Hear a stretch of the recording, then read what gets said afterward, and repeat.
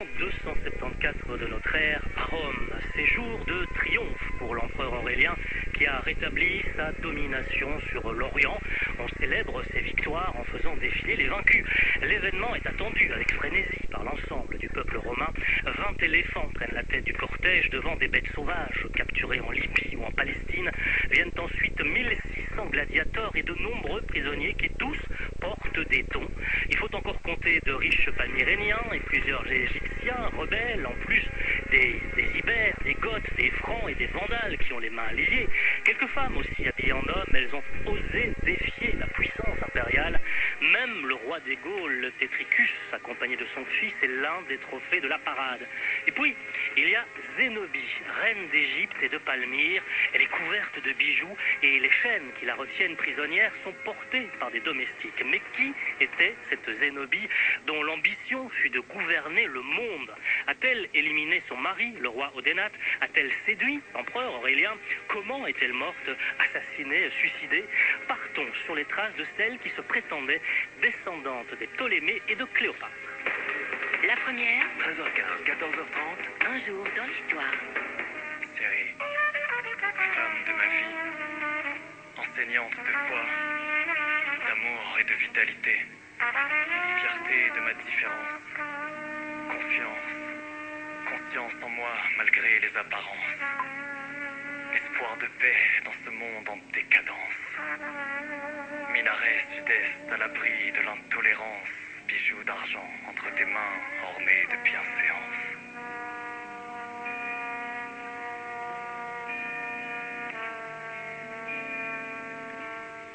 Un jour dans l'histoire, sur la première, Laurent de Hosset. Voilà un texte ici, Syrie, écrit, interprété par Rohan Hussein, puisque c'est dans cette région que nous allons nous établir maintenant avec Violaine Vanoyek. Bonjour Violaine. Bonjour. Vous êtes l'auteur d'un ouvrage consacré à Zénobie, l'héritière de Cléopâtre, qui reparaît aux éditions du Livre de Poche. Alors, avant de partir sur les traces de Zénobie, qui est née vers l'an 241, nous allons nous plonger dans l'histoire de Palmyre, la ville à laquelle elle est intimement associée. Une cité nichée au milieu du désert de Syrie. On est à 200 km environ au nord-est de Damas. C'est une ville qui possède de nombreux atouts, située dans des endroits stratégiques à l'époque. Alors, quels sont les atouts de Palmyre ? Ah, les atouts de Palmyre. Alors, à l'origine, c'est évidemment une source, la source FK, qui permettait justement d'avoir une végétation absolument extraordinaire. Donc, Palmyre est située, en fait, est très très bien située pour le passage des caravanes.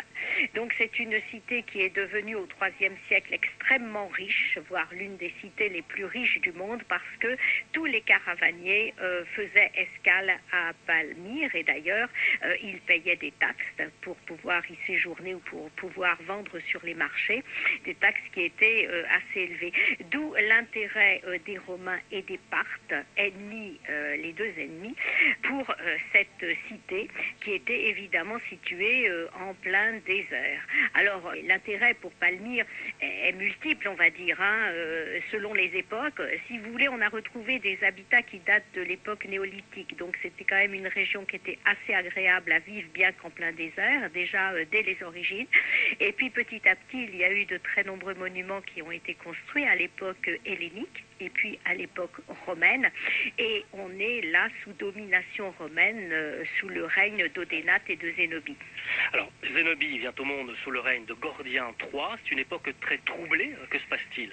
Oui, alors c'est une époque très troublée. En fait, comme je vous le disais, donc Palmyre est sous domination romaine, mais à Rome, les empereurs ne sont pas à la hauteur. Bon, on a affaire à des empereurs qui soit sont très faibles, soit ne prennent pas les bonnes décisions, ne pensent qu'à festoyer, se désintéressent un petit peu de la politique extérieure, et donc, si vous voulez, on va avoir une succession d'empereurs, comme je pense notamment, bon, il y a les Gordiens, mais il y a aussi Claude II, qui font que petit à petit, des cités comme Palmyre ou des rois comme Odénate vont prendre de plus en plus de poids, en sachant que Odénate a la possibilité de prendre soit le parti des Parthes d'un côté, soit le parti des Romains, et il ne va jamais, et Zénobie va suivre cette politique, il ne va jamais prendre réellement parti partie, c'est-à-dire que tous les deux vont essayer de ménager la chèvre et le chou,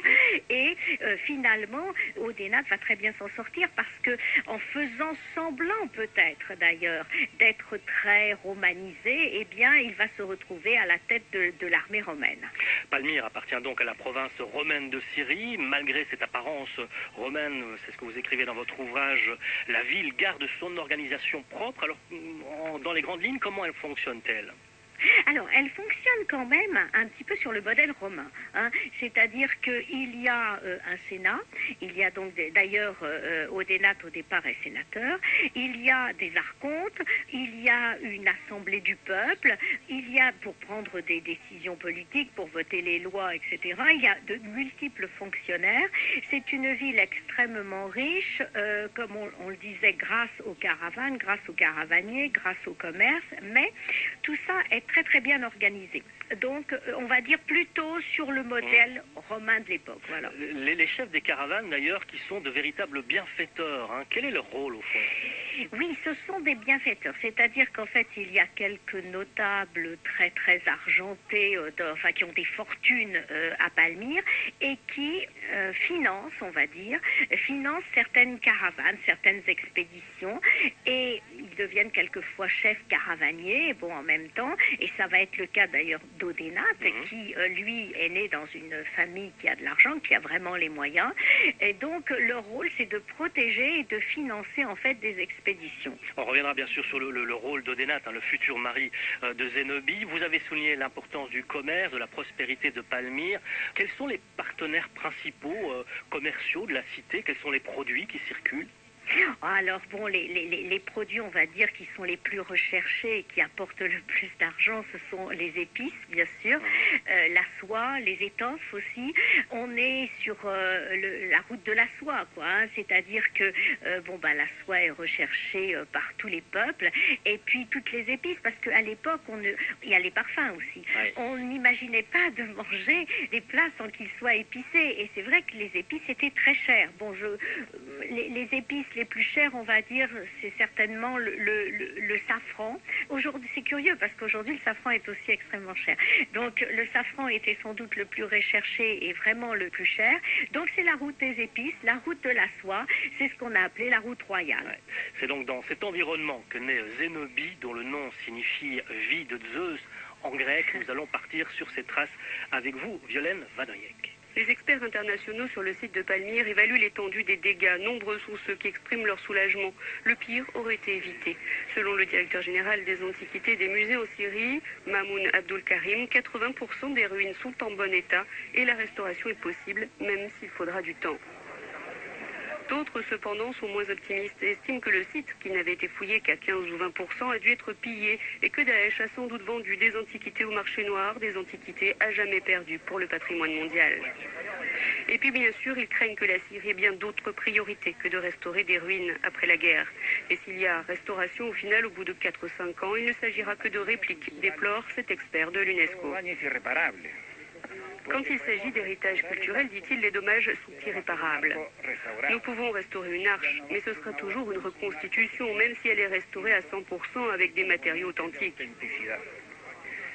Heureusement, la destruction ici n'est pas totale. Et nous avons le matériel de base pour entreprendre un travail de restauration. Mais ce n'est pas seulement du ressort de l'UNESCO, c'est aussi du ressort de toute la communauté internationale.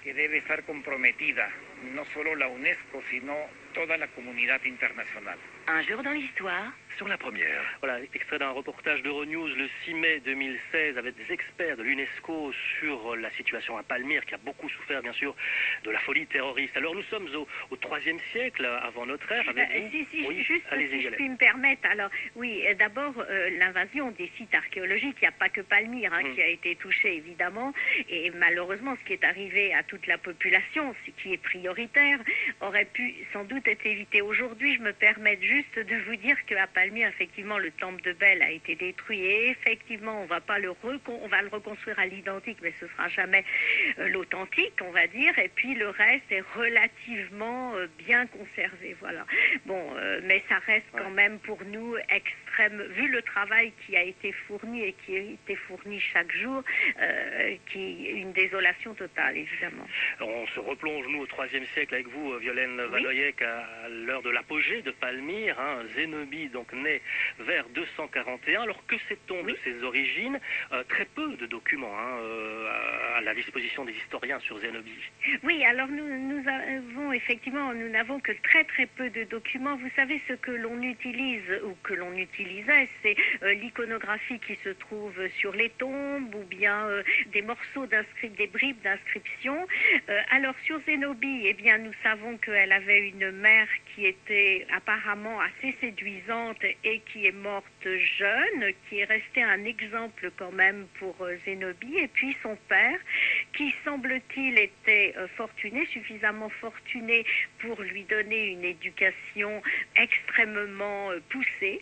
Alors son père était peut-être chef caravanier, justement. En tous les cas, il avait l'air d'être en bon terme avec les Romains, qui restent quand même des envahisseurs, les Romains, qui sont là, qui sont présents, qui arpentent les rues de Palmyre et qui font sentir que c'est quand même eux qui dirigent. Et je pense que Zénobie, d'ailleurs très jeune, a mal supporté cette domination, mais enfin son père est obligé de faire bonne figure, et donc elle voit des responsables romains venir chez elle régulièrement. Alors elle a eu donc probablement une très bonne éducation. D'ailleurs elle parlait plusieurs langues. Elle avait une grande admiration apparemment aussi pour les Cléopâtres, les Ptolémées, et puis les fameuses reines syriennes qui avaient épousé les Sévères, enfin des femmes qui étaient des maîtresses femmes, toutes cultivées et qui aimaient les arts. Et on sait que plus tard, elle organisera des sortes de salons où elle réunissait, comme le faisait également Ptolémée, Philadelphe ou autres, eh bien, les savants du monde entier. Et cette attirance pour l'Égypte, d'ailleurs, va lui donner l'idée de se proclamer, au fond, descendante des Ptolémées et des Cléopâtres, précisément. Oui, alors elle se proclame descendante des Ptolémées, et on ne sait pas pourquoi en réalité, parce qu'elle n'a pas apparemment de lien avec Cléopâtre, mais Cléopâtre reste également pour elle, et comme d'autres femmes d'ailleurs, comme des femmes comme éventuellement Néfertiti ou autres, qui ont imposé, on va dire, leur marque dans l'histoire, restent des modèles pour elle. Alors Zénobie, essayons d'imaginer la toute jeune fille qu'elle est. Vous le disiez, donc les Romains arpentent les rues. Elle semble s'accommoder assez mal de cette présence. Elle leur tient tête parfois même, Zénobie. Oui, elle semble leur tenir tête très jeune. Bon, il faut voir que avec son mari, donc Odenath, ils avaient 20 ans de différence. Donc elle est toute jeune quand elle commence à voir effectivement les Romains s'installer un petit peu chez son père, comme s'ils étaient chez eux. Et je pense que très très jeune, effectivement, elle veut montrer la force de sa ville, Palmyre. On le disait, hein, elle est née quand Palmyre était déjà extrêmement célèbre et extrêmement riche. Donc elle n'a pas connu une période, on va dire, de cette cité peuplée de nomades qui avaient des difficultés pour vivre. Bon, donc elle est persuadée que Palmyre peut être le centre du monde. Alors, on pense que la famille d'Odenath, donc le chef de Palmyre qui organisait des caravanes, devait fréquenter la maison de Zénobie. Les deux familles étaient peut-être liées et s'échangeaient des dons. Toujours est-il qu'Odenath, riche et puissant, donc s'intéresse à la jeune fille. Le mariage a lieu vers l'an 255. Zénobie a une quinzaine d'années. Son mari en a 22 plus. Alors très tôt, elle fait montre de son ambition. Elle tente d'influencer son mari dans ses décisions. Oui, très tôt, elle s'intéresse à la politique en général et évidemment à la politique d'Odenath. Donc c'est une maîtresse femme, c'est quelqu'un qui est extrêmement mûr et qui va effectivement essayer de l'influencer. Alors au début, on peut imaginer qu'elle reste un petit peu quand même en retrait et puis petit à petit, elle va de plus en plus s'imposer. Ils ont un enfant, Vabalat, et il se trouve que son mari Odenath a déjà un premier fils hérodien d'une première épouse dont on ne connaît pas le nom. Hein. Donc, son but très rapidement va être quand même de mettre Vabalat en avant et Hérodien en retrait. Alors, sur Hérodien, on a effectivement des jugements contraires d'après les historiens. Soit il serait efféminé et inintéressant, soit au contraire il serait courageux et se serait illustré dans l'armée. Donc on ne sait pas finalement qui était cet Hérodien. C'est une figure assez pâle finalement, qui accompagne quelquefois son père dans les campagnes, mais qui n'affronte jamais réellement Zénobie. Toujours est-il que Zénobie sent l'opportunité à la fois elle de s'affirmer auprès d'Odénate et d'affirmer éventuellement ses idées politiques et puis aussi de mettre son fils en avant très jeune. Ouais. Alors elle est elle-même une mère très très jeune, alors elle a l'ambition pour son fils, mais est-ce qu'elle est une bonne mère? Quelle mère est-elle? Est-ce qu'on a des documents là-dessus? Alors, je pense que c'est une bonne mère. Alors, je ne sais pas d'un point de vue maternel, mais en tous les cas, elle forme, elle aussi, de même qu'elle a eu une excellente éducation, très très très tôt, elle va comprendre qu'elle doit former, faire suivre de très près l'éducation de son fils. Alors, elle a été entourée aussi de professeurs absolument géniaux, formidables. Bon, elle a été entourée de philosophes et autres, et donc elle va donner ce même genre on va dire, d'éducation à son fils. Et puis, surtout, comme elle a quand même dans sa tête, il est évident que son fils va devenir un jour roi de Palmyre, donc elle a conscience qu'il faut le former à la chasse, à la guerre, etc. Donc, elle lui donne une éducation propre à diriger un jour le royaume de Palmyre. Vous évoquez la bonne éducation de Zénobie. Il faut évidemment souligner, Violaine Vanhoenack, qu'à l'époque, seuls les garçons allaient à l'école. Hein. Oui, normalement, seuls les garçons allaient à l'école et donc elle va avoir la même éducation à la maison, justement grâce à des maîtres philosophes qui souvent donnent des cours, ce sont des maîtres itinérants, hein, la plupart du temps grecs, et qui vont venir donner des cours chez elle, en sachant qu'elle a plus d'attirance pour tout ce qui est hellénique, beau, que d'attirance, vous l'avez compris, pour les Romains et Rome qui sont un peu plus russes. Il faut imaginer évidemment la cour assez exceptionnelle qu'elle va réunir en son palais de Palmyre. C'est absolument insensé. On peut, voilà, je vous parlais de Ptolémée Philadelphe et d'Arsinoé qui avaient fait la même chose. Il y a également Cléopâtre. Ce sont des femmes comme ça qui aiment tenir salon et surtout s'entourer des plus grands savants du monde, que ce soit des géographes, que ce soit des philosophes ou autres. Donc, si vous voulez, c'est vrai qu'elle s'enrichit de tout ça. Et du coup, Palmyre, eh bien, est incontournable. C'est-à-dire que tout le monde doit venir à Palmyre. Vous vous rendez compte quand même que cette petite cité à l'origine, qui est en plein désert, située en plein désert, va devenir presque, comme je vous le disais, le centre du monde, parce que pendant ce temps-là, eh bien, Rome perd vraiment de son éclat avec des empereurs qui sont fades.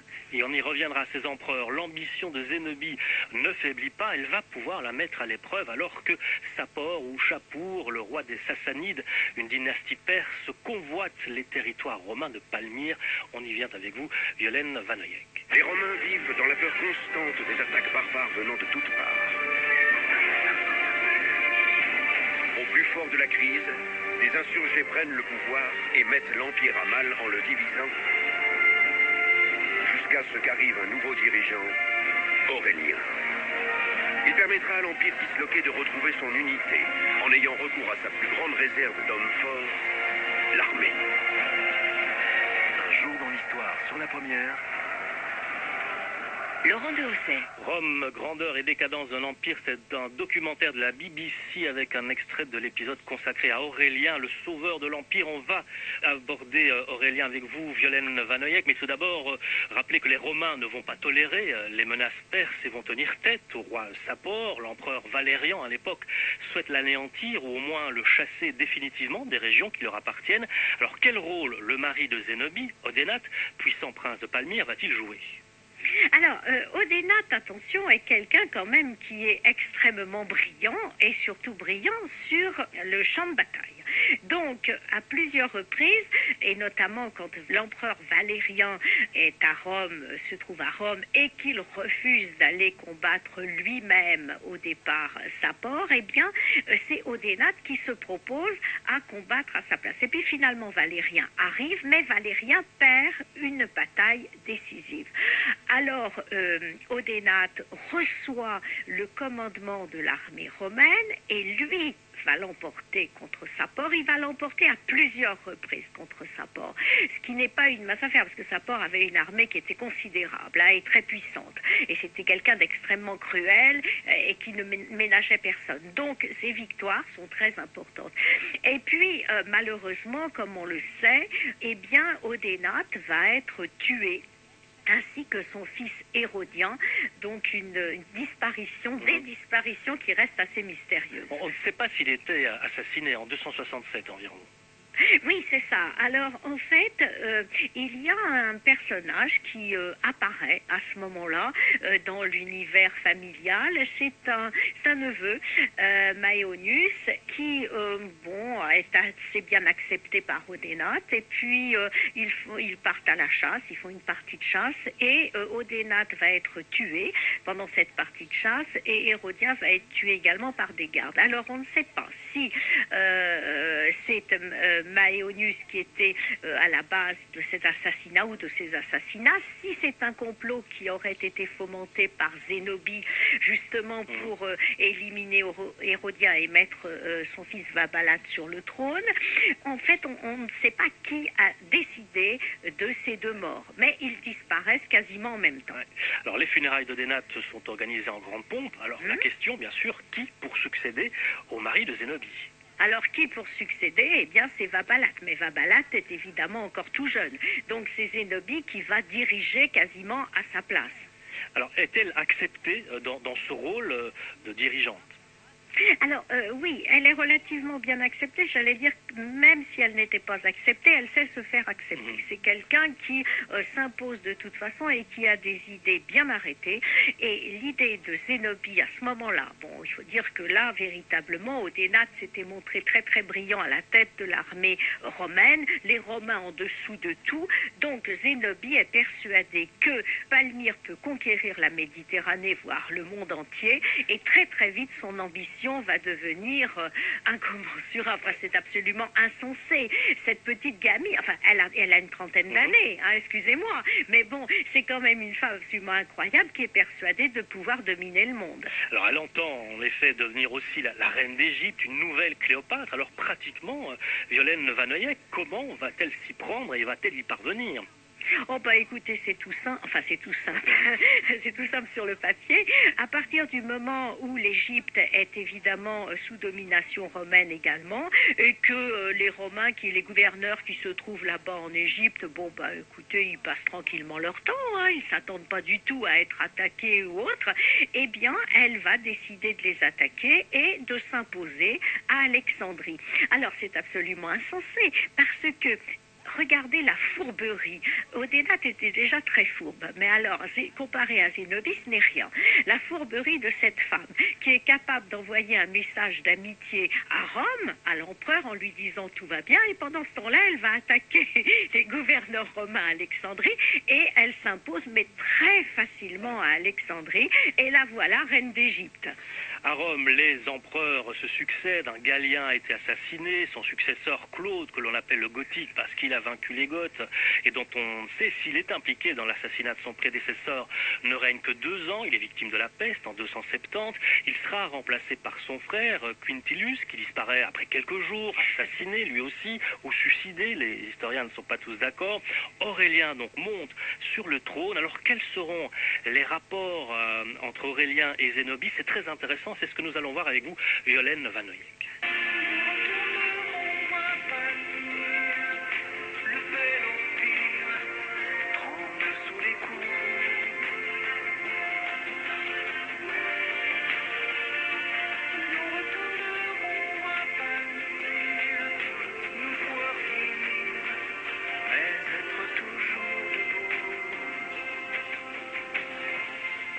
Plus belle que la beauté, sa déchéance, plus belle que l'être aimé, est son absence, plus belle que l'été. Il y a sa fuite, plus belle que tu l'étais. Tu l'es tout de suite.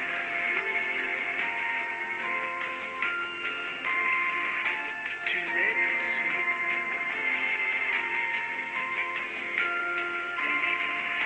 Tu l'es tout de suite.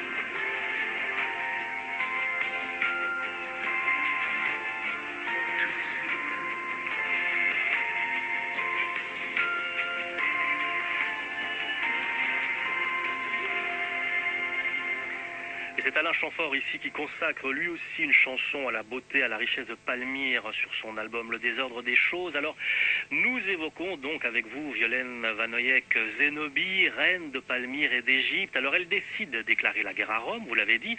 Elle commence par faire supprimer d'ailleurs très symboliquement le visage de l'empereur Aurélien de toutes les pièces syriennes et égyptiennes. Aurélien bien sûr ne se laisse pas faire. Alors quels sont les rapports de force? Zénobie est-elle réellement plus puissante que l'empereur de Rome? Alors, elle est plus puissante que l'empereur de Rome à partir du moment où elle a une armée qui est aussi puissante que celle de Rome et à partir du moment où les empereurs, j'allais dire, ne sont pas à la hauteur. Et ça a été vrai pendant quasiment tout le règne d'Odénate. Et arrive Aurélien. Et alors là, manque de chance pour Zénobie, parce que je vous assure que si Aurélien n'avait pas été là, je pense que elle aurait réussi à s'emparer de Rome. J'en suis absolument persuadée. Mais là, elle tombe sur quelqu'un qui d'ailleurs, n'a pas une fortune, n'est pas, mais qui a une idée et un objectif et qui est têtu et qui est courageux, c'est de vouloir redonner à Rome son ancienne grandeur. Voilà. Et donc, il ne va absolument pas supporter que Zénobie veuille comme ça s'emparer de tout et tout imposer. Et je pense qu'au départ, il veut lui donner une leçon. Et puis, petit à petit, comme Zénobie, effectivement, ne cède pas, il va être obligé de marcher sur Palmyre. Ouais. Il va reprendre l'Égypte, il va reprendre Antioche, la ville du départ, de la route de la soie, Émèse aussi, qui est une ville importante.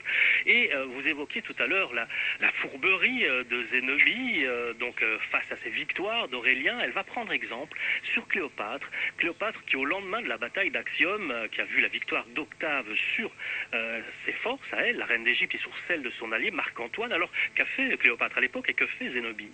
Eh bien, Cléopâtre, elle fait comme si, en fait, elle était victorieuse. Et Zénobie, quand elle perd Antioche ou d'autres villes, même, fait comme si tout se passait bien et comme si elle triomphait.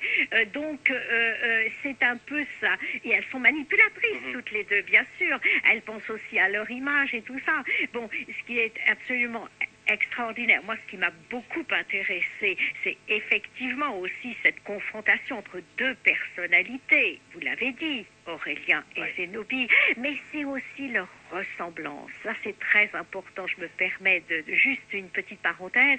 C'est leur attirance pour la divinité solaire. C'est très, très important parce qu'il y a eu le temple de Bel, bien sûr, le dieu du soleil, comme il y a Balbec et autres, et on retrouve ce rayonnement du dieu solaire chez toutes ces personnalités. C'est très fondamental parce que souvent, leur politique est basée aussi sur leurs croyances religieuses. Ce sont deux personnages qui se défient et qui s'admirent autant. Oui, ils se défient et ils s'admirent parce que Aurélien est absolument époustouflé par les connaissances, par la culture de Zénobie, par son courage, bien évidemment, je le rappelle, elle n'a pas 30 ans, et donc, et je pense, alors là, après, on le croit ou on le croit pas, mais je pense qu'effectivement, quand ils se sont rencontrés, il a dû se passer quelque chose de très fort. Alors Aurélien poursuit son effort pour restituer, vous le disiez, l'unité à l'Empire. Au printemps 272, il s'approche de Palmyre, il fait le siège de la ville, il propose un marché à Zénobie, qu'elle se rende, et ainsi elle serait correctement traitée, à condition bien sûr qu'elle renonce à ses titres. Alors quelle est la réaction de Zénobie? Eh bien, écoutez, Zénobie, elle ne veut céder en rien, hein, donc c'est clair. Il va finir par donc être obligé de l'emmener avec lui à Rome. Il aurait pu la tuer, il aurait pu l'éliminer, mais il ne le fait pas. Et elle va se retrouver dans une prison dorée. Elle va se retrouver dans la villa de Tibur, bon, donc avec une vie relativement agréable. Et malgré tout, bien qu'elle soit éloignée de Palmyre, de sa ville et autres, elle va quand même, parce qu'elle gardait des contacts avec des espions, elle va réussir encore à manœuvrer pour que Palmyre reprenne le pouvoir et tente de nouveau de lutter contre les Romains. Et puis finalement, les Romains vont détruire la ville presque entièrement, qui sera réduite à une espèce de modeste village. Avant de nous attarder un peu sur le séjour de Zénobie à Rome, donc les Romains ont affamé Palmyre, Oui. les secours perses n'arrivaient pas, Zénobie a décidé de partir elle-même avec une troupe chercher de l'aide, elle est rattrapée au bord de l'Euphrate, les soldats romains réclament sa tête, et là elle a fait une chose assez étrange, Violaine Vanoyek, une chose qui ne lui ressemble pas, elle a paniqué. Oui, elle a paniqué parce que en fait, alors est-ce qu'elle a vraiment paniqué? Bon, mais je crois qu'elle sentait effectivement, elle ne s'attendait pas à avoir un empereur qui soit aussi déterminé, je crois. Hein. Voilà, elle s'est jetée aux pieds d'Aurélien. Alors là aussi, est-ce de la comédie? Est-ce la réalité? Il semble que oui. Est-ce qu'elle a joué véritablement la comédie? Je pense que oui, d'ailleurs. Bon, tout ça était encore une manière d'essayer de reprendre la direction des choses. Et puis, comme on l'a dit, voilà, ça s'est malheureusement terminé dans un triomphe pour Aurélien. Aurélien qui devait faire un exemple de Zénobie. Oui, vous savez, ça ressemble étonnamment là aussi à Cléopâtre. Hein. Octave avait battu Cléopâtre. Il voulait qu'elle revienne en triomphe, la faire défiler dans son triomphe à Rome. Et Cléopâtre, comme vous le savez, s'est donné la mort pour justement ne pas lui faire cet honneur-là. Bon. Et là, Zénobie, elle, aurait pu procéder de la même façon. En revanche, c'est vrai qu'elle revient, elle va à Rome, mais comme elle a, semble-t-il, quand même séduit beaucoup Aurélien, donc elle peut le manipuler et elle peut tenter d'obtenir de lui beaucoup d'avantages. Alors il faut imaginer l'humiliation quand même que ce triomphe, puisque au cours du cortège, on va voir défiler le char de Zénobie, ce char qu'elle avait évidemment sur lequel elle avait prévu de s'installer lors de sa conquête de Rome. Oui, voilà. Alors donc, effectivement, on peut imaginer, en plus elle est enchaînée, etc. Enfin, on peut imaginer tout ce qu'elle doit endurer à ce moment-là pour quelqu'un qui avait autant d'ambition, on va dire. Mais je reste persuadée que jamais elle n'a baissé la tête. D'ailleurs, ce qu'il prouve, c'est ce que je vous disais tout à l'heure, qu'elle continue à avoir des espions et à essayer de reprendre le pouvoir, même quand elle est en prison, dans une prison dorée à Rome. Donc je crois que même quand elle défilait avec les chaînes, elle devait déjà imaginer ce qu'elle pouvait faire contre Aurélien. Aurélien est assassiné, lui, à l'automne 275. À partir de là, on perd la trace de Zénobie et de son fils Walbala. Oui, alors on ne sait pas ce qu'elle est devenue. On ne sait pas si elle a été assassinée par les Romains. On perd sa trace, on perd la trace de son fils. On ne sait pas non plus s'il a été assassiné. Et on sait aussi que malheureusement, alors qu'il aurait pu continuer sa route beaucoup plus longtemps, Aurélien va également disparaître quelque temps plus tard.